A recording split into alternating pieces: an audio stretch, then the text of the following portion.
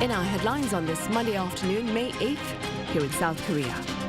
President Yoon and Japanese Prime Minister Kishida agreed to have a South Korean team of experts inspect Tokyo's planned discharge of radioactive wastewater from the crippled Fukushima nuclear power plant. And while avoiding a direct apology to Korean victims of Japan's past colonial rule, Prime Minister Kishida acknowledges their sufferings during the difficult times, saying that his heart aches. Meanwhile, Seoul's Economy and Finance Minister Chu Kyung-ho says work is underway to establish a leading semiconductor alliance with the US to address supply chain vulnerabilities and advance critical technologies. President Yoon Suk-yeol and Japanese Prime Minister Fumio Kishida have reaffirmed their resolve to reconcile their two nations to allow for a future of greater gains for their people. Now, intentions to this end were shared during Sunday's press conference after their summit at the Yongsan Presidential Office. Our senior top office correspondent Oh Soo-young starts us off. Seeking emotional reconciliation, South Korea and Japan are taking their next steps to overcome sensitive sticking points as the neighbours mend fences in the face of various geopolitical and economic challenges. At a joint press conference following their summit in Seoul, President Yoon Suk-yeol and Japanese Prime Minister Fumio Kishida on Sunday announced key measures to build trust and value-based cooperation. 우리 두 정상은 한일 관계 개선이 양국 국민에게 큰 이익으로 돌아온다는 점을 확인하고 앞으로도 더 높은 차원으로 양국 관계를 발전시켜 나아가는 데 합의했습니다. Building on their March summit in Tokyo, Yoon and Kishida reaffirmed their commitment to strengthening trilateral cooperation with Washington against growing nuclear and missile threats from North Korea. They acknowledged their ongoing efforts to bolster security cooperation, including information sharing on North Korean missiles. The leaders also recognised joint efforts to launch a new economic security dialogue, youth exchange funding and new cultural exchanges. Lauding the progress they made in just 2 months, they pledged to expand programmes and scholarships for the future generation, as well as the number of flights between the two countries. The two then touched upon sensitive matters. Yoon and Kishida agreed on a South Korean inspection into the safety of the radioactive wastewater from the Fukushima nuclear plant, separate from the ongoing probe under the International Atomic Energy Agency. This comes amid the South Korean public's concern over Japan's plan to release the treated wastewater into the ocean. Japanese media have reported that a Korean inspection team will head to Fukushima on May 23rd. In another move to grow their value-based relationship, the two leaders also plan to visit a memorial park in Hiroshima this month to honour Korean victims of the atomic bomb in 1945, when Yoon attends the G7 summit there later this month upon Kishida's invitation. Both leaders said they looked forward to deepening their cooperation on broader global issues at the G7 meeting.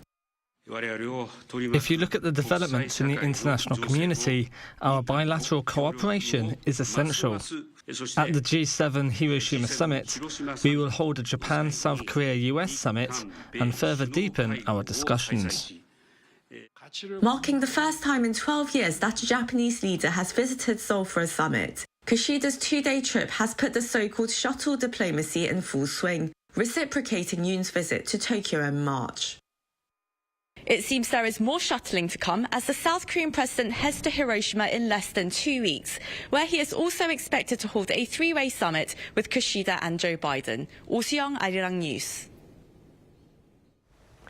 And during his address to members of the media here in Seoul, Japanese Prime Minister Fumio Kishida shared sorrow with regard to the past sufferings of Koreans in forced labour during Japan's colonial rule. Our foreign affairs correspondent Peun covers his remarks. Unsurprisingly, the message that Japan's Prime Minister Kishida gave on forced labor victims was not that much different from the one he gave when he met President Yoon in March, as he still avoided using the word apology. But for the first time, he did say that he felt heartbroken for those who had to work in difficult conditions, apparently referring to the Korean victims of wartime forced labor. As I said when President Yoon visited Tokyo in March, our government's stance remains and will continue to remain that we uphold the historical recognition made by previous cabinets, including the joint declaration made in October 1998. My heart aches for those who had to work under difficult conditions at the time. Japan has been saying that it would continue to, quote, uphold the stance on previous cabinets, including the joint declaration between former leaders of the two countries, made in 1998, without using the word apology. The joint statement between former South Korean President Kim Dae-jung and former Japanese Prime Minister Keizo Obuchi includes Tokyo's deep remorse and heartfelt apology for causing tremendous damage and suffering to Koreans during its colonial rule. In response to Kishida's latest remarks, a senior official from Seoul's presidential office noted that President Yoon expressed gratitude and said he hopes this will enhance cooperation between the two countries. While meeting Kishida on Sunday, he stressed that it's important to let go of the past and move forward. 양국이 과거사가 완전히 정리되지 않으면 미래 협력을 위해 한 발자국도 내디딜 수 없다는 인식에서는 벗어나야 한다고 생각합니다. Since President Yoon took office in May last year, his administration has been pushing to mend ties with Japan. Seeking to improve relations, the South Korean government in March laid out plans to solve the long-standing dispute over compensation for people subjected to forced labor by Japan, through funds secured by Korean companies instead of the accused Japanese firms. The victims and supporting civic groups protested, saying this issue cannot be resolved without sincere apologies and participation by the Japanese companies that are responsible. But President Yoon on Sunday reiterated that the government is not willing to change its plan on this issue. 배은지, Arirang News. Meanwhile, prior to his departure from Seoul on this Monday, Japanese Prime Minister Fumio Kishida sat down with 6 leaders of Korean business entities, including the Korean Chamber of Commerce. Their talks underscored the importance of active collaboration between Korea's chip makers and Japan's materials, parts and equipment providers. They also touched upon boosting cooperation in the fields of energy and EV batteries. However, specific measures have yet to be addressed. The Biden administration has welcomed the latest summit between its key allies here in this part of the world, and their ongoing efforts to enhance bilateral ties have made American headlines as well. My colleague Han Sung-woo files this report. Welcoming their summit, the U.S. State Department has commended South Korean President Yoon Suk-yeol and Japanese Prime Minister Fumio Kishida for their leadership. Spokesperson Matthew Miller posted on Twitter that the U.S. will continue working with its allies and partners to advance a free, open, prosperous, secure, and resilient Indo-Pacific.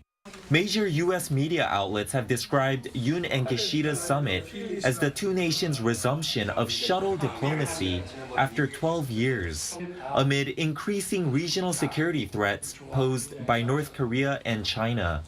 However, they also shed light on the fact that the Japanese leader did not meet expectations from many South Koreans that he would offer an official apology on Japan's imperial past and the wartime forced labor of Koreans. The New York Times reported that Kishida upheld some of his predecessors' expressions of remorse and apologies, but, quote, went no further than that, merely saying that his heart ached at the suffering Koreans endured. The newspaper also observed that leading up to the summit, few analysts believed that decades-long tensions would disappear easily due to political pressure at home for both Yoon and Kishida. Citing South Korea's former ambassador to Japan, Shin Gak-soo, the Washington Post acknowledged that Kishida's direct reference to the brutal conditions of life for Koreans under colonial rule was an important gesture that signaled Kishida's understanding of the stakes of his comments.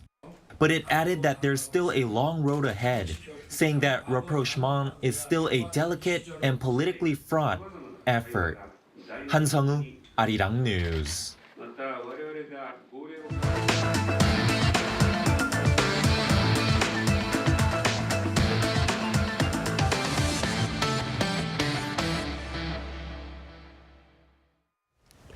Economy and Finance Minister Chu Kyung-ho says efforts are underway to lay the groundwork for a world-class chip alliance with the U.S. in line with summit talks over in Washington, D.C. in late April. Our correspondent Lee Dae-yeon has more on his remarks. South Korea is aiming for stronger ties with the United States in the semiconductor sector.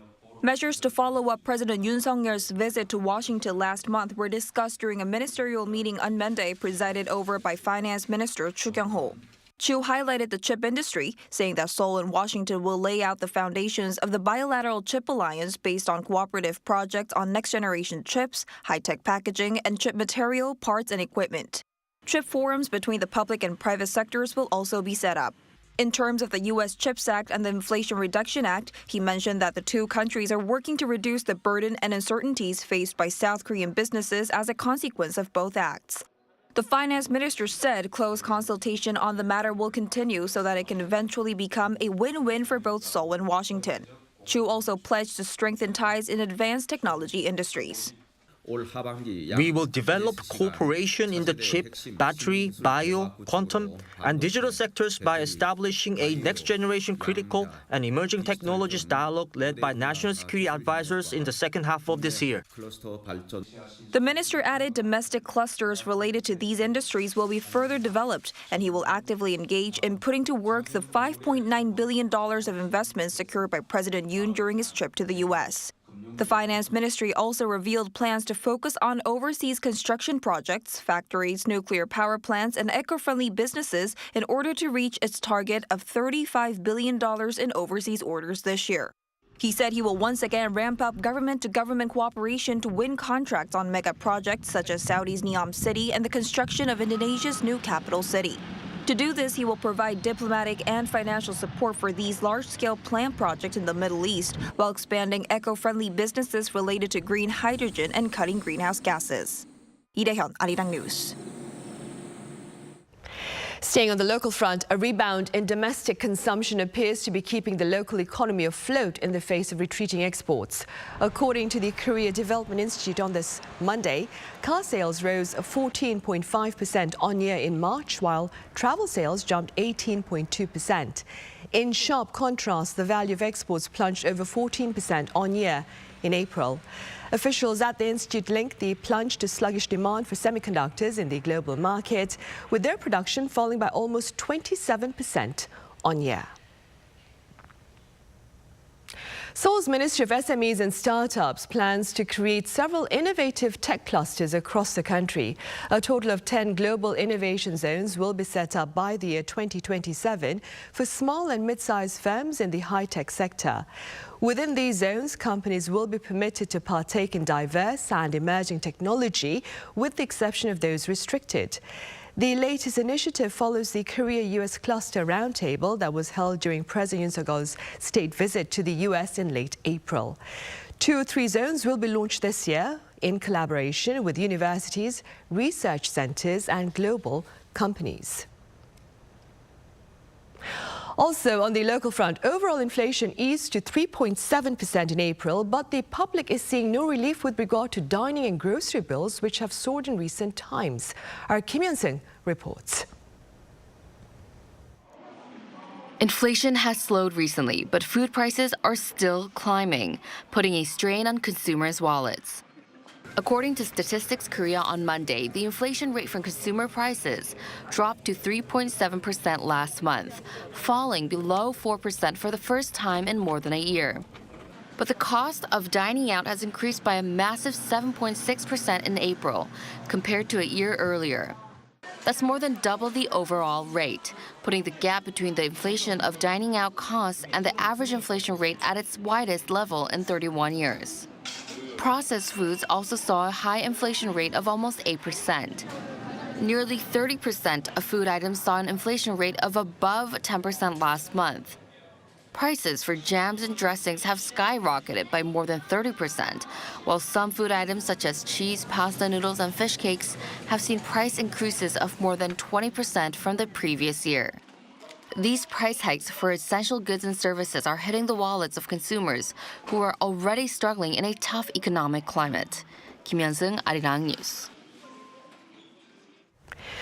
Meanwhile, in Peru, at least 27 people have been killed by a fire in a gold mine. Local reports say the fire broke out on Saturday in a tunnel inside a gold mine in the southern Arequipa region. According to the BBC, 175 miners were rescued. Local government officials believe an electrical short circuit may have caused the fire. Peru is one of the world's largest gold producers, accounting for some 4% of the world's annual gold supply. While the loss of lives in the country's mining industry is not unusual, pundits point out the latest tragedy is Peru's worst single disaster since the year 2000.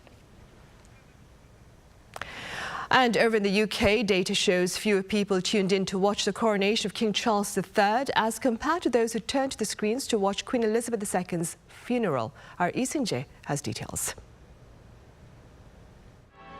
You might expect a historic event like the coronation of King Charles III to be a huge draw for people in the UK tuning in on TV.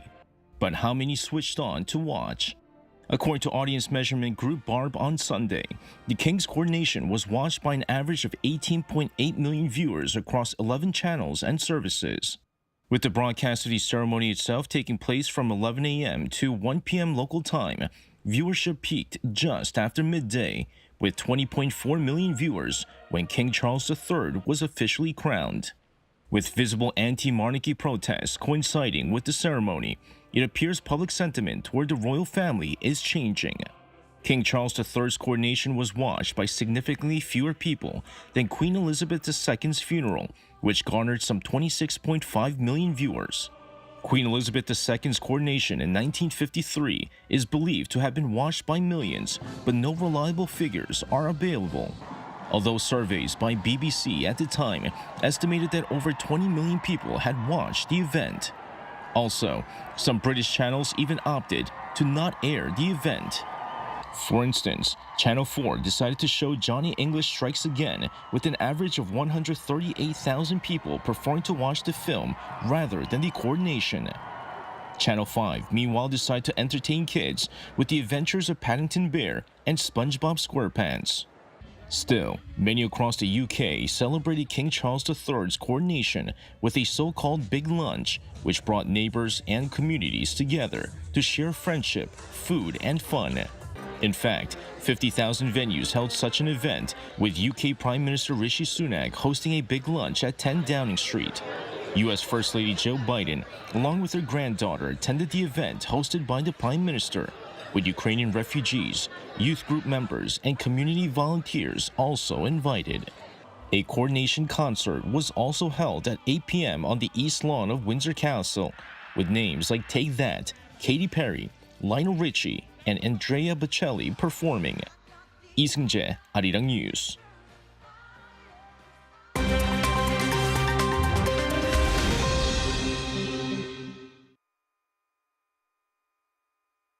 Let's take a look at what's going on in the world now. In Ukraine, Russia's Wagner group has said it would keep fighting to capture the city of Bakhmut. The group had previously said it would pull out of the city, but appears to have changed its decision. This, according to a new audio message by the head of the paramilitary organization, Yevgeny Prigozhin. In it, he said Russia's military leadership promised Wagner on Sunday that it would send as many weapons as needed to capture the city in eastern Ukraine.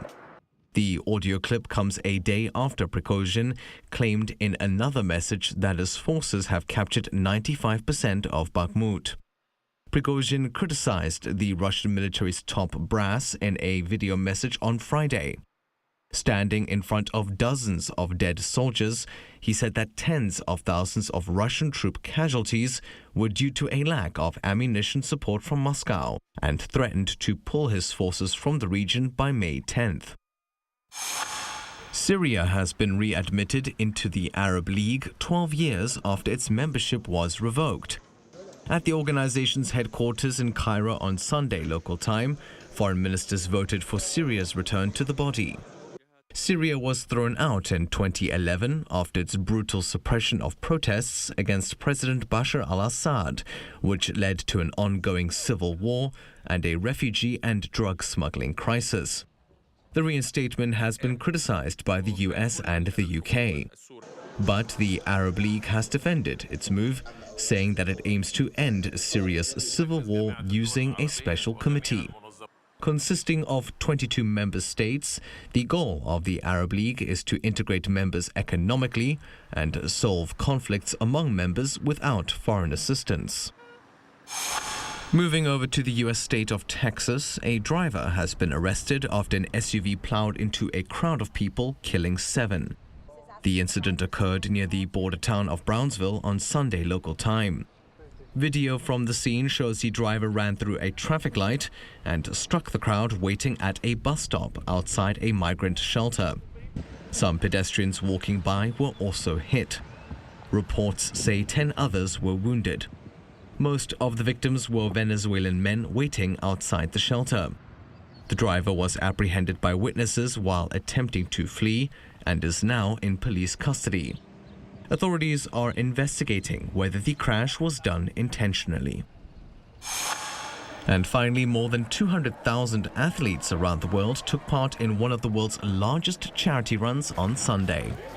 Called the Wings for Life World Run, it was the 10th edition of the event, with all proceeds being donated to spinal cord research. Participants in 158 different countries all started simultaneously at 11 a.m. Greenwich Mean Time. Runners had no finish line but had to compete with a virtual catcher car that started chasing runners 30 minutes after the start signal. The furthest distance achieved by a male runner before being caught was by Japan's Joe Fukuda, who won the event for the second time, running a total of 69.01 kilometers. The furthest distance by a female runner was 55.07 kilometers by Kasia Szkoda of Poland. The run raised almost $6.4 million for charity. Matthew Ashley, Arirang News.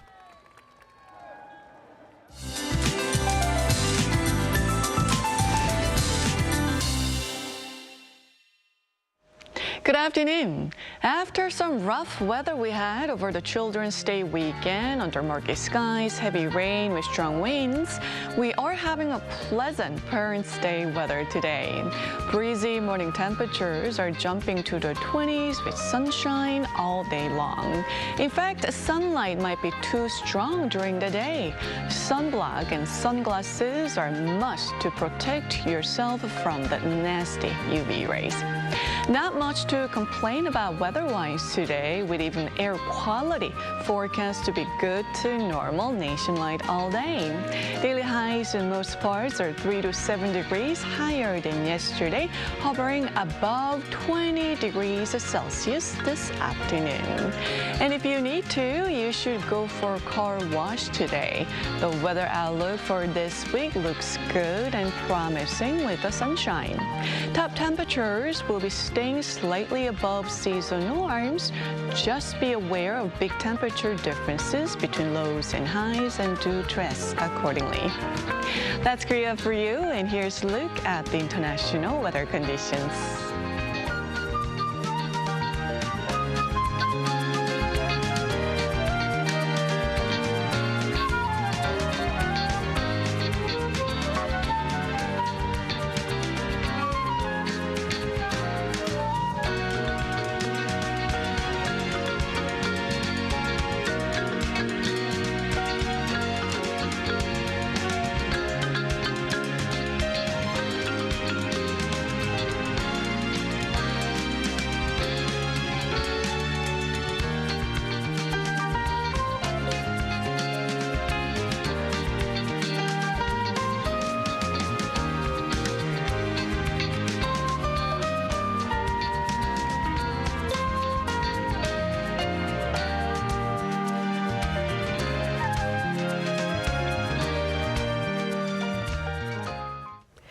And those are the headlines at this hour. Thank you for watching, but do stay tuned for our panel session coming up next. See you soon.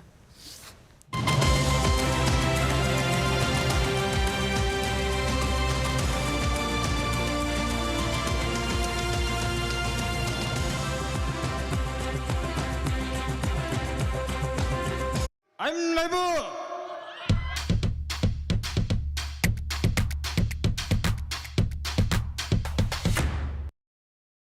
저를 도와주시는 분들이 저희와 함께 해주시는 세션분들 아무리 봐도 없지.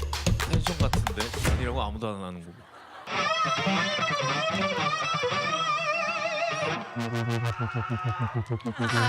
좋아요.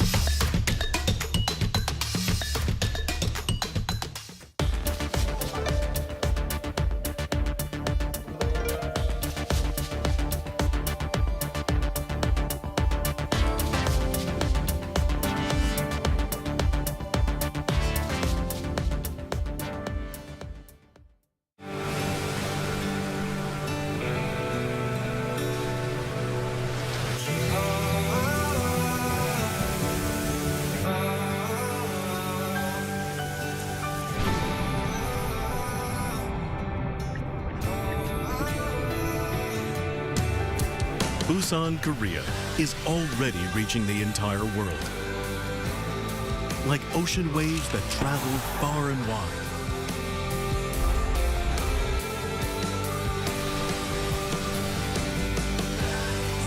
It's Busan, the perfect World Expo city.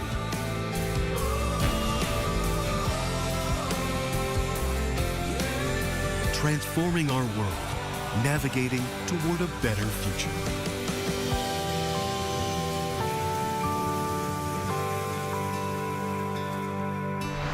World Expo 2030, Busan, Korea.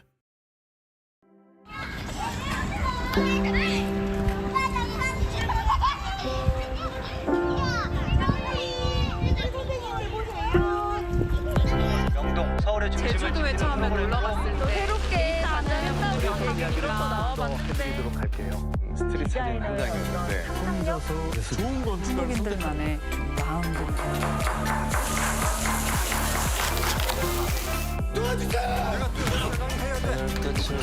같이 갈래요?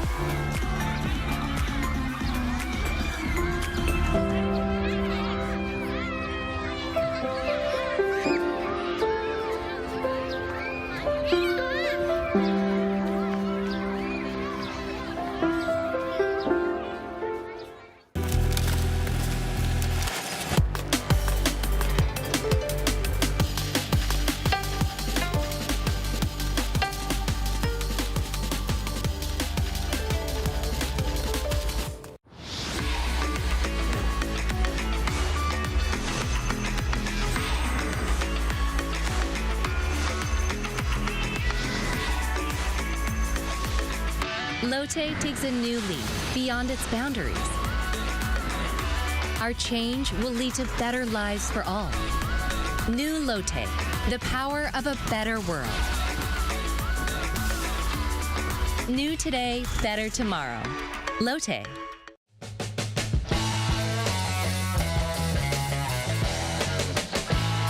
Contour the world, simply contour. India, the United Kingdom, New Zealand. Woo!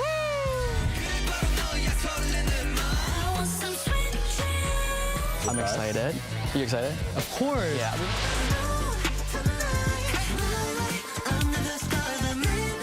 Music, start.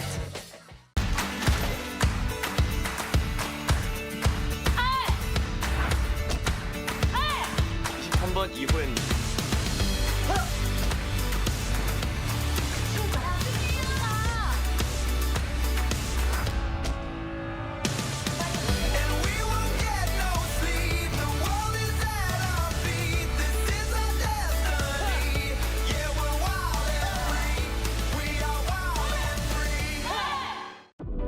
Lotus Lantern Festival.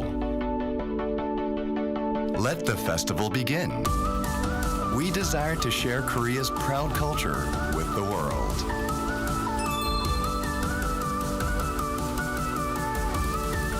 So that people can have a time of healing just by watching and become happy as they enjoy the festival.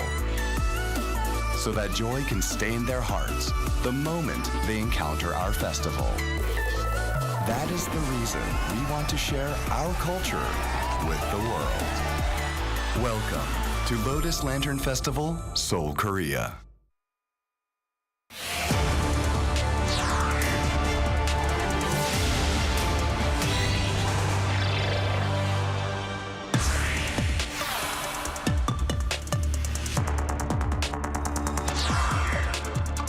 President Yoon-Kishida hosted his Japanese counterpart Fumio Kishida for a summit on Sunday here in Seoul that comes less than 2 months after their one-on-one in Tokyo and less than 2 weeks ahead of the G7 summit in Hiroshima. So what were the main issues on their agenda? What has been the response to Prime Minister Kishida's expression of sorrow for the past sufferings of Koreans? And what are the tasks ahead to further enhance bilateral ties? Welcome to Issues and Insiders. Today we address the latest summit between President Yoon-Kishida and Japanese Prime Minister Fumio Kishida here in Seoul that took place on Sunday. For more on this, I have Young-Sik Pong, Research Fellow at the Institute for North Korean Studies at Yonsei University. Dr. Pong, it's good to have you here. Very pleased to be here. I also have Frank Januzzi, the head of the Maureen and Mike Mansfield Foundation, joining the session virtually. Mr. Januzzi, it's a pleasure to have you with us. My pleasure as well.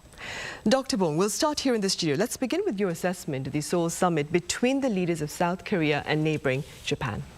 The biggest achievement for both sides, Prime Minister Kishida of Japan and President Yoon-Suk-yeol of South Korea, is that they have proven that they are really determined to continuing the momentum of the shuttle diplomacy.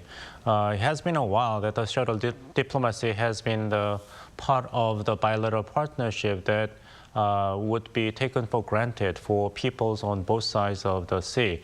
Although there has been numerous and series of the top-level documents emphasizing the need for the shuttle diplomacy between Seoul and Tokyo, it has been a while that shuttle diplomacy has been actually part of the regular diplomatic effort on both sides. So the most important achievement here at the summit meeting between Kishida and Yoon this time is that Prime Minister Kishida reciprocated to the very aggressive and open-minded venture taken by South Korean president. Right, indeed. And Mr. Januzzi, what are your overall thoughts regarding the latest summit between President Yoon-Suk-yeol and Japanese Prime Minister Fumio Kishida?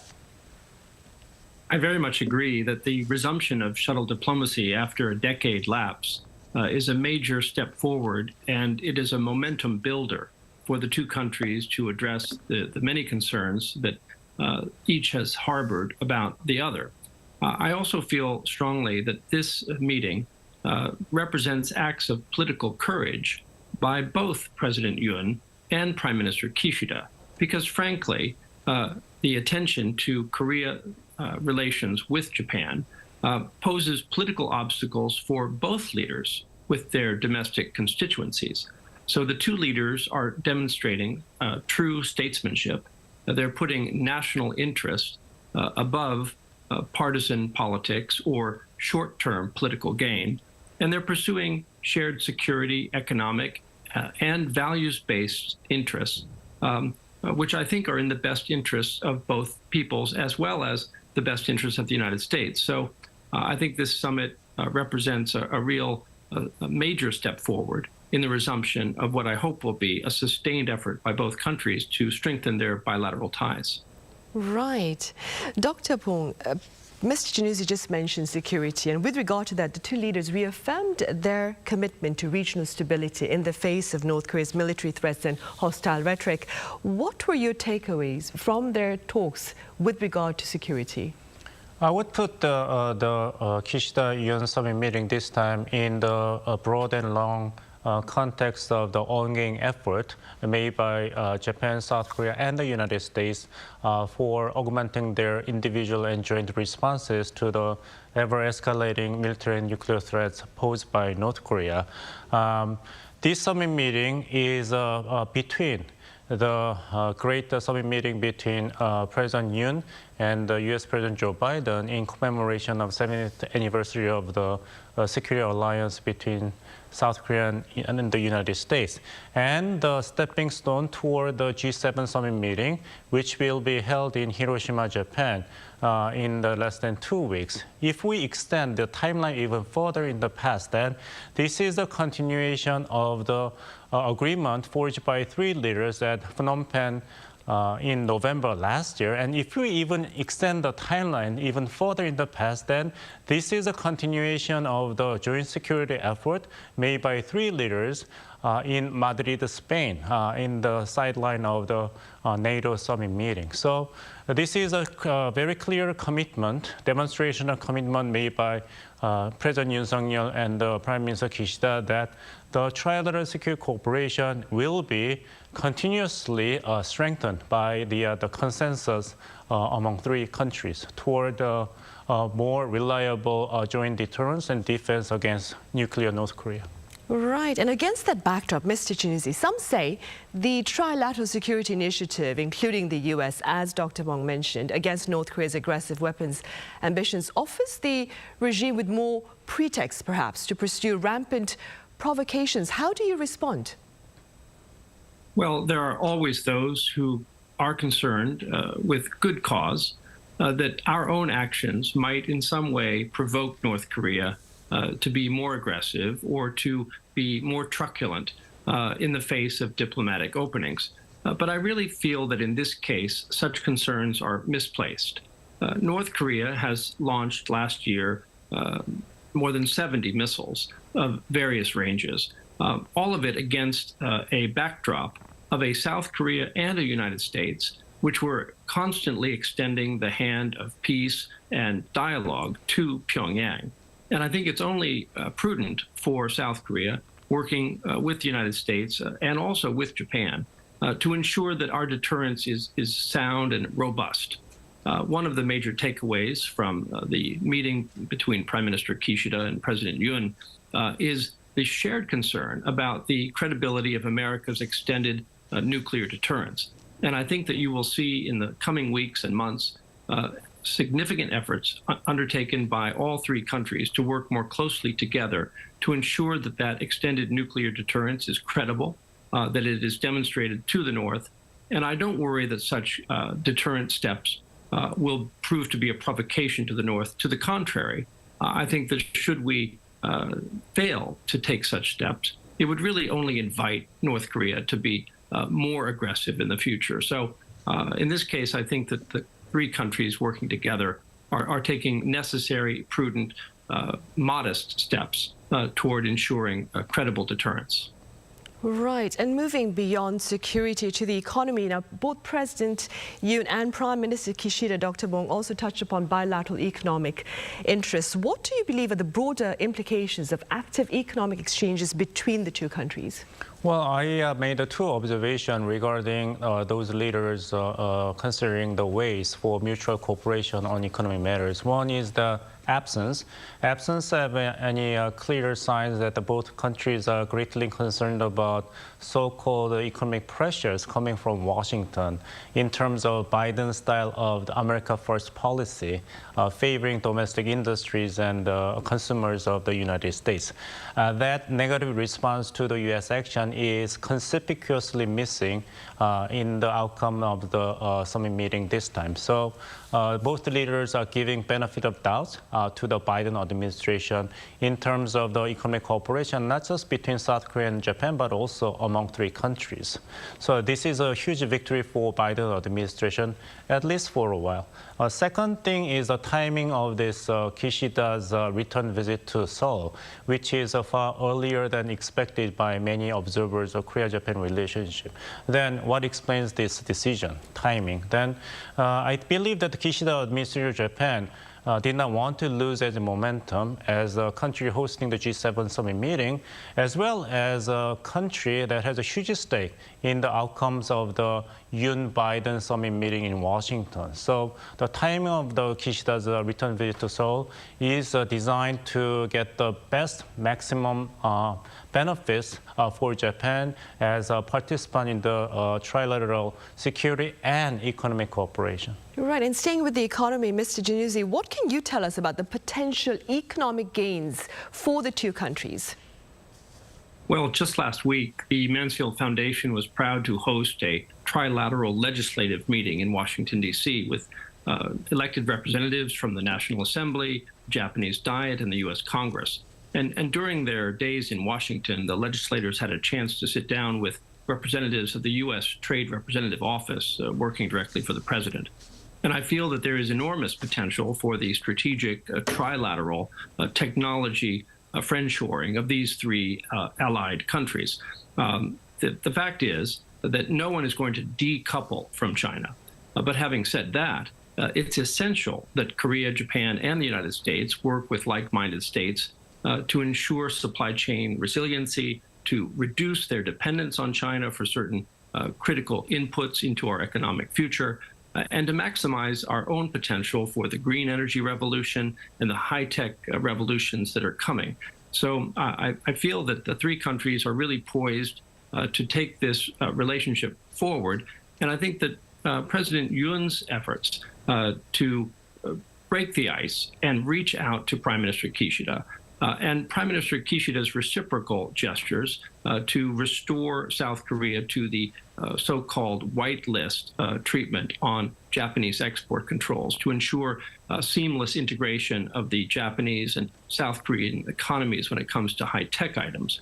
I think that these steps bode well for the ability of the three countries to work together to really be in the vanguard of the high-tech revolution. So the economic future is bright. I think what is still left to be seen is when the United States will resume an appetite for rejoining the trade architecture that Japan and South Korea are building in the Indo-Pacific region, specifically the CPTPP, the Comprehensive Trans-Pacific Partnership, which I think Korea will likely join in the not too distant future, and which I hope someday the United States will navigate a pathway back to join. Right, indeed. Meanwhile, Dr. Bong, here at home, President Yoon has been seeing lower levels of support for advocating closer ties with neighboring Japan, despite its false, distorted historical and territorial claims. Do you suppose these summits between South Korea and Japan would serve to perhaps ease the public reservation here on the local front? If the outcomes of the summit meetings between the two leaders would help ease the criticism and the concern among South Korean public toward the Yoon Suk-yeol government of South Korea, there will be golden for President Yoon Suk-yeol. But we have to ask whether that's the primary interest for President Yoon Suk-yeol himself, whether he is primarily interested in getting more public support and affection by maintaining hardline policy toward Japan. As the previous two administrations, both conservative and liberal, used to be. I think Yoon Suk-yeol's focus is not to gain public support from particular Japan policy, but it is to carry out what he truly believes and where he puts his mouth, meaning that he likes to cite the Harry Truman's word that buck stops here. So he seems to be genuinely interested in becoming the Korean president who will bring the substantial, at the same time, pragmatic support and interest for people on both sides, especially young generations on both sides, and try to begin with the things that can be managed and settled although the historical and territorial issues may have to wait for more time and effort and the right timings to be completely and satisfactorily settled by both sides. So I think this is not a decision mainly focused on gaining political populism or votes in the elections, but it is to be President Yoon Suk-yeol himself. Right, I see. Dr. Bong, this is an impromptu question. Now, as reported by several media outlets here and, of course, in the U.S., Prime Minister Kishida stopped short of offering a direct apology, but he did acknowledge that his heart, and I quote, aches as many suffered in harsh environments during Japan's colonial rule. That being said, do you suppose that this is perhaps, his expression is perhaps a step in the right direction in trying to bridge the gap over historical differences between the two countries? I personally think so, right. His remark has a very similar tune to the words of the statements issued by the former Prime Minister of Japan, Murayama, in commemoration of the 50th anniversary of the end of the Pacific War. it was clear that the former Prime Minister of Japan, Murayama, delivered a message not as an official statement representing the position of the Japanese government, but from personal, emotions about the sufferings and pains caused by Japan's responsibility in the Pacific War. I guess Prime Minister Kishida's statement is designed to serve the same purpose, that although as a prime minister, he has responsibilities, right, for protecting the interest and position of the Japanese government and its people, but at the personal level, out of genuine recollection and contrition of the unfortunate past, I think he wanted to deliver his personal feelings in a very genuine terms to Korean people, especially for the victims. Right. Meanwhile, Mr. Chinuzi, does Japan's planned release of radioactive wastewater from its crippled Fukushima nuclear power plant look to perhaps affect its image on the diplomatic stage, especially amid global efforts to better protect the environment? Well, yes, and if I may, I'll just briefly comment on the sincerity I found in Prime Minister Kishida's heartfelt expressions of remorse. I think that it was important for him to make those statements, and I think that it referenced not only the spirit of the Murayama apology, but also the spirit of the Kim-Obuchi joint statement. And I think by underscoring and reiterating the sincerity of that apology, even if he didn't say once again the words that he was sorry, he clearly was referencing heartfelt feelings and underscoring that his administration will stand behind the apologies of the past.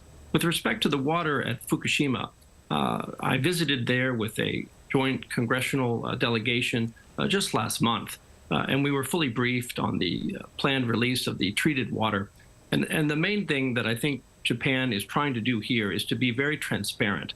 By bringing South Koreans to observe the release, they're trying to ensure to South Korea and to the world that this release is completely consistent with the very best IAEA safety standards. In fact, if you were to drink 2 liters of tritium-treated Fukushima water per day for a year, your total intake of radiation would still be 500 times below the level that is considered safe by physicians and the IAEA. So the science is clear, but what is lacking is confidence. And I think this gesture is a gesture of transparency and an effort to try to ensure to the Korean people that the Japanese government has nothing to hide with respect to the release of the treated water. Right. And moving forward then, Dr. Bong, what are some of the immediate tasks for the Yoon administration following its latest interaction with the Kishida administration? Well, the most important thing for Yoon Suk-yeol government of Korea is to stay the course, because it is expected that this very bold initiative taken by the South Korean government toward Japan is subject to severe criticism and very deep doubt, considering the long history of the downward spiral of the bilateral relationship between South Korea and Japan. So there is no quick solution to this long stalemated relation between the two countries. There's a saying that if a person does not do anything, that he will not be held responsible or criticized. So Yoon Suk-yeol government of South Korea made a very bold initiative, which is naturally subject to criticism and suspicion.